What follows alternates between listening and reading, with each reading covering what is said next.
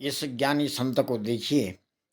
यह ज्ञानी संत किस प्रकार से मुस्कुराता हुआ कह रहा है कि अपने माता पिता जो होते हैं उनके बराबर कोई देवता तो है ही नहीं।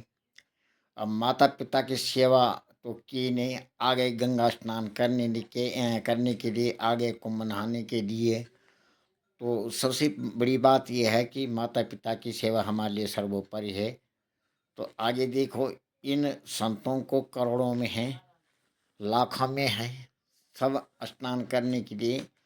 और जो कुंभ का जो मेला का जो भाव होता है, कुंभ का मेले का जो अर्थ होता है, यहाँ संत साधु जितने भी बैरागी हैं, कई प्रकार के संत हैं, कई जातियों के संत हैं। ये नहीं कि ब्राह्मण क्षत्रिय वैश्य इस प्रकार के नहीं हैं, लेकिन इनमें भी जातियां हैं। सन्यास का भी कई नाम हैं, मैं आगे आपको बताऊंगा। ज़्यादा तो समय तो लगता है इसमें, किंतु देखो किस प्रकार से यह संत जो हैं ये चल रहे हैं। तो मैं एक अद्भुत कहानी, एक छोटी सी कहानी कहने जा रहा हूँ। ध्यान से सुनी, ध्यान से पढ़ें। और पढ़ने के लिए भी नीचे डिस्कशन में लिखा हुआ है, चाहे वो अंग्रेजी में पढ़ें चाहे वो हिंदी में पढ़ें, लेकिन लिखा हुआ है। तो यह वीडियो जो है पढ़ने के लिए भी है, देखने के लिए भी है और सुनने के लिए भी है। तो इस प्रकार से जो है आप सुनते जाइए। वह अद्भुत चमत्कारी संत था। और वहाँ जब वो ध्यान मग्न में हो रखा था, तो उनके जो है लंबी लंबी सी दाढ़ी थी, लटकी हुई, कंधे में कमंडल लटका हुआ था। तो बिल्कुल ऐसी गूंज रही थी उनकी आवाज़, इस प्रकार से गूंज रही थी कि सारा जो है, सारा कुंभ का मेला जो है, कुंभ के प्रयागराज की जितनी भी जो लोग स्नान करने के लिए जा रहे थे, पूरे लोग, उनकी आवाज़ इतनी गूंज रही थी।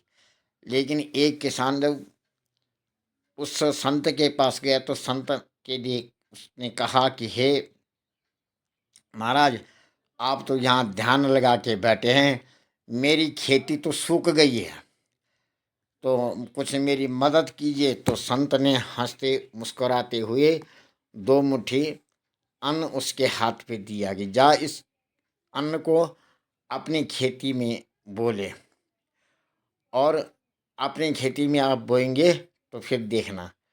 तो उस बेचारे ने जो है ऐसा ही किया। दूसरे दिन जो है उसकी जो है खेती जो है लहराने लगी। वह संत खुश हो, वो किसान खुश हो गए। उसने जो है सारे मेला उसमें जो है प्रयागराज में सारा फैला दिया कि भाई इस संत के बराबर ऐसे ऐसे संत होते हैं कि जिन्होंने चमत्कार को दिखाया है और अपना चमत्कार का नमस्कार करवाया है। तो उस संत के पास जब गया, तो संत ने कहा ना कि बेटा क्या हुआ। तो वह किसान मुस्कुराते हुए बोला कि महाराज आपकी कृपा है, आप यहाँ संत नहीं, आप यहाँ भगवान हैं। उन्होंने कहा मैं एक माध्यम हूँ। और इतने में जो है संत जो है जल समाधि लेकर वो जो है उसके बाद वो दिखाई नहीं दिया। तो इस प्रकार से जो यह कहानी है, इस कहानी को जो है बहुत बड़ी अच्छी रोचक कहानी है। आगे मैं फिर दूसरी कहानी पे आ रहा हूँ।